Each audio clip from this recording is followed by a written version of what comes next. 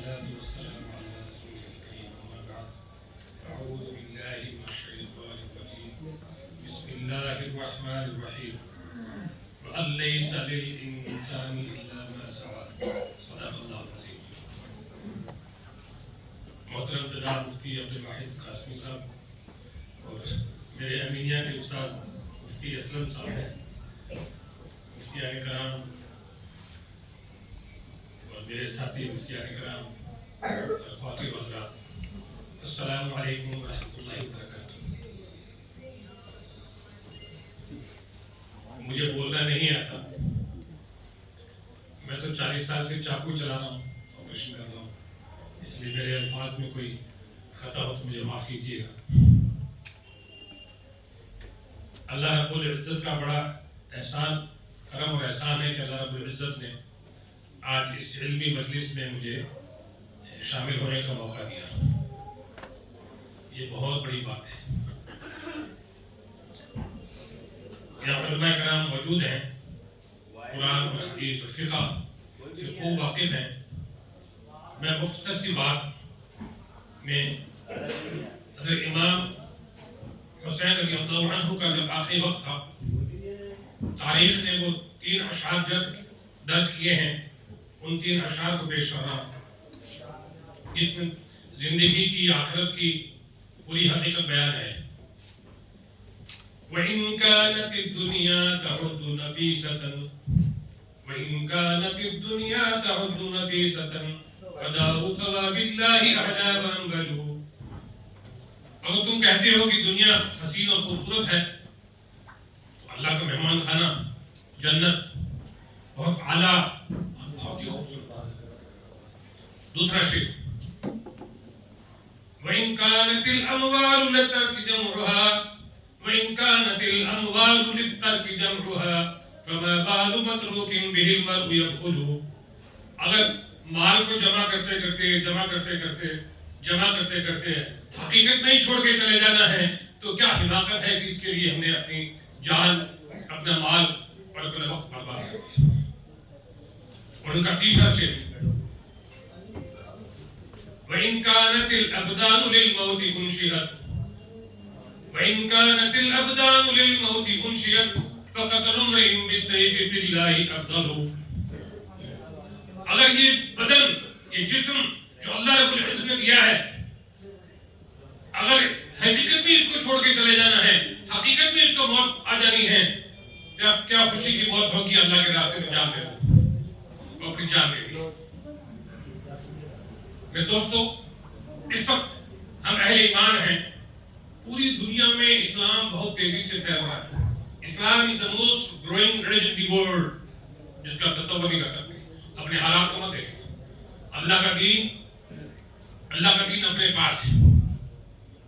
اس western world میں، امریکہ میں، England میں جہاں ہم تصور نہیں کر سکتے، وہاں پر ایمان میں جون در جون لوگ داخل ہوتے ہیں۔ امریکہ میں ایسی کوئی مسجد نہیں، ایسی کوئی نماز نہیں جہاں پر نماز کے بعد میں کچھ آدمی کھڑے ہوتے ہیں اور آدھے برے لباس ہوتے ہیں، وہ کہتے ہیں کہ ہمیں اسلام سے یہ ایک مشکوک ہے، شکایت ہے، ہمارے سوالات ہیں۔ ان کے سوالات حل کیے جاتے ہیں اور وہ کرنا پڑتا ہے۔ اور جب جاتے ہیں تو اس اسلامی لباس میں وہ ہاتھ میں کلام پاک ہوتا ہے۔ انگلینڈ کی راجدھانی لندن کے اندر آپ کو بالکل اندازہ نہیں ہوگا کہ کتنے ایمان والے ہیں۔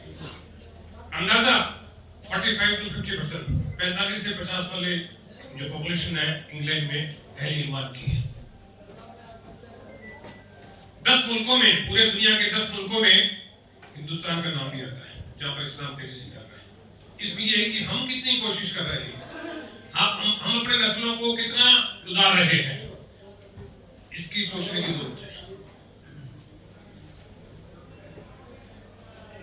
میں یہ نہیں کر رہا کہ ہم کیا کر رہے ہیں، میں آخر میں ایک پروگرام ہے، ایک کورس ہے جو ہم چلا رہے ہیں، اس کا تعارف کراؤں گا۔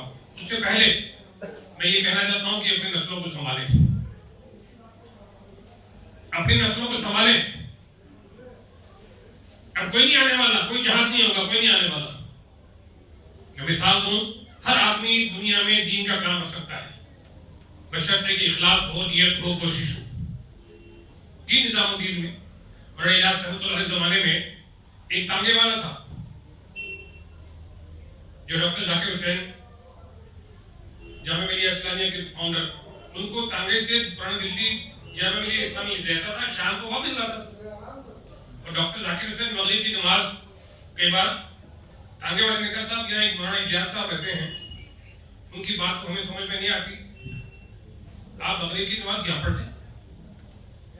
اس تانگے والے نے ڈاکٹر ذاکر حسین کو مولانا الیاس رحمۃ اللہ کی خدمت میں لائے اور نماز بھی یہاں پڑھنے لگے. نماز پڑھنے لگے تو مولانا الیاس رحمۃ اللہ کے اڑپ چبھن اڑن امت کے لیے درد تھا جو اس کو وہ سمجھنے والے تھے، وہ سمجھتے تھے، سنتے تھے. ایک دفعہ کیا ہوا کہ جب نماز میں دیری ہو گئی مغرب کی نماز میں، تو ڈاکٹر ذاکر حسین نے نماز انفرادی پڑھی اور ان کے حجرے کے سامنے بیٹھ گئے کہ مولانا سے ملاقات کر کے ہی جاؤ. کچھ دیر بعد دیکھا کہ اندر رونے کی آواز آ رہی ہے. الیاس رحمۃ اللہ علیہ رو رو کے دعا مانگتے تھے. انہوں نے سوچا کہ کوئی ان کو تکلیف ہے، کوئی ان کو بیماری ہے، کوئی پریشانی ہے. دروازہ کھٹکھٹایا، پھر آپ نے کھولا، دیکھا اور زاروں کو رو رہے ہیں. پوچھا کہ آپ کو کیا تکلیف ہے؟ انہوں نے امت کا حال بیان کیا. تو آپ ہی کہتے ہیں what can I do for you؟ میں کیا کر سکتا ہوں؟ آپ کے لیے کیا کر سکتا ہوں؟ مولانا الیاس رحمۃ اللہ نے فرمایا کہ کیوں نہیں کر سکتے؟ آپ بیرسٹر ہیں، آپ باہر ملکوں میں جا چکے ہیں، آپ دین کا کام کر سکتے ہیں، آپ چاہیں تو انگلینڈ میں جماعت لے جا سکتے ہیں. تو سب سے پہلی جماعت انگلینڈ میں ڈاکٹر ذاکر حسین لے گئے اور وہاں پر کشف کیا، ملاقاتیں کی. پھر امریکہ میں بھی جماعت جب گئی تو سب سے پہلی جماعت ڈاکٹر ذاکر حسین لے گئے، اب باتیں کی، ملاقاتیں کی. آج انگلینڈ میں جو بھی دین کا کام ہو رہا ہے اور امریکہ میں جو بھی کام دین کا کام ہو رہا ہے، اس تانگے والے کو پورا ثواب مل رہا ہے کہ نہیں؟ بتائیے مجھے آپ. تو ہر آدمی دین کا کام کر سکتا ہے. اب مجھے اپنا وقت دے، میں ایک مثال اور دوں جو ٹائم ہے. اس انگلینڈ کی بات کر رہا ہوں میں، دین کا کام کیسے ہو رہا ہے. لیٹ 80s میں یہاں سے لوگ وہاں پر کاروبار کے سلسلے میں گئے، ہندوستانی اور پاکستانی. جب دیکھا کہ ہماری نئی نسل غلط میں تعلیم میں بالکل دور جا رہی ہے، کوئی شعور نہیں ہے، دین کا کوئی شعور نہیں ہے. یہ تو کاروبار کی طرف سے گئے تھے. تم نے پڑھا ہے بخاری میں انما الاعمال بالنیات.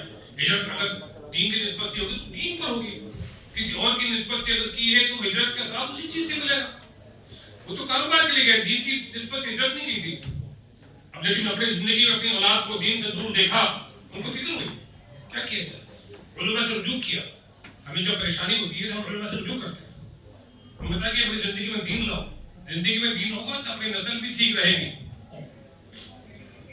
لیکن پھر بھی چیز قابو میں نہیں آئی. انہوں نے کہا سب ہمارے بچے، ہمارے بچیاں ہم سے بالکل دور جا رہے ہیں. ہاں، اپنے قلعے بناؤ، مسجدیں بناؤ. انگلینڈ کے اندر مسجد بنانا اتنی مہنگی زمین، دلی سے زیادہ مہنگا ہے، بڑا مشکل. اللہ سے مانگو، اللہ کے لیے کوئی مشکل نہیں ہے. کرنا یہ ہوا کہ برٹش گورنمنٹ دھیرے دھیرے جو انفلیشن کا دور آیا تھا اس میں کمزور ہونی شروع ہو گئی. میں جرمنی میں نے تعلیم حاصل کی ہے. ہم نے دیکھا کہ انگلینڈ کے لوگ جرمنی میں تعلیم حاصل کرنے، جاب کرنے کے لیے جرمنی آتے تھے. لیکن یورپین کمیونٹی جڑی ہوئی تھی، پتہ نہیں چلتا. انگلینڈ گورنمنٹ کمزور ہوئی تو انہوں نے اپنی بڑی بلڈنگیں بیچنی شروع کی، اپنا گورنمنٹ کام چلانا شروع کیا. بلڈنگیں بیچ سے آگے جا کے جب چرچز کا نمبر آیا، کنیسا کا گرجا گھر کا دور آیا کہ ان کو بیچا جائے، تو قانون کے تحت ان گرجا گھر کو بیچا نہیں جا سکتا. عبادت گاہ کو عبادت گاہ کی طرح استعمال کر سکتے ہیں. جب ان کو عبادت گاہ کو آکشن کیا، نیلامی کی، ایمان والوں نے ان کو کوریوں کے بھاؤ بھی لیا اور وہاں پر مساجد بنی. وہ مساجد نہیں ہے، اسلام کے قلعے. ایسے قلعے ہیں کہ جس طرح سے جس یونیفارم میں، جس ڈسپلن سے بچہ اسکول جاتا ہے بس سے، اسی طرح شام کو اسکول سے یونیفارم میں وہاں پر دین کا علم حاصل کرنے کے لیے آتا ہے. اور ایسا جذبہ ہے کہ وہاں ایک پورے یورپ کا اور کنٹیننٹ کا جو مرکز ہے ڈیوسبری ہے، جو لندن سے قریب 400 میل دور ہے، وہاں جانے کا موقع ملا. ہم 3 ڈاکٹر تھے، چھت پر کھڑے ہوئے تھے. عالیشان بلڈنگ کو دیکھا جو اپنے ہاتھ سے ان لوگوں نے بنائی تھی، کار سے وجہ سے کریں. تو بتا رہے تھے وہاں کے منتظمین بتا رہے تھے کہ ہمارے ادارے کے بچے ایسے ہیں ایسے ہیں. اس سے پہلے بات کرتا ہوں کہ میرے پاس ایک شاہدرہ سے ایک حافظ جی آتے تھے, ان کو ہرنیا تھا کہ ڈاکٹر صاحب آپریشن جلدی کر دو, اچھا کر دو, مجھے تراویح کے لیے انگلینڈ جانا ہے. میں نے رمضان میں دیکھا کہ وہ مجھ سے ملنے میں, آپ تراویح کے لیے انگلینڈ نہیں گئے. انہوں نے بتایا کہ وہاں پر ایک ایسا ادارہ ہے کہ اگر جاپان میں ایک حافظ ہو, ڈاکٹر بھی ہو, تو وہ انگلینڈ کے اس ادارے سے, اور جرمنی میں ایک انجینئر بھی ہو, حافظ بھی ہو, تو انگلینڈ کے اس ادارے سے, دوسری کی بات کر رہا ہوں. اور ساؤتھ افریقہ میں کوئی مینجمنٹ کنسلٹنٹ ہو, ساتھ میں حافظ ہو, اس ادارے سے. اس لیے اب ان کا اتنا پروڈکشن حفاظ کا ہو گیا ہے کہ اب میں نہیں جا پایا. اسی ادارے کی بات کر رہا ہوں, جب وہاں پر کھڑا چھت پہ کھڑا ہوا تھا تو اپنے ادارے کی تعریف کر رہے تھے کہ ہمارے ادارے کے اندر یہ ہے, ہمارے ادارے میں یہ ہے, ہمارے بچے ایسے, ہمارے بچے ایسے.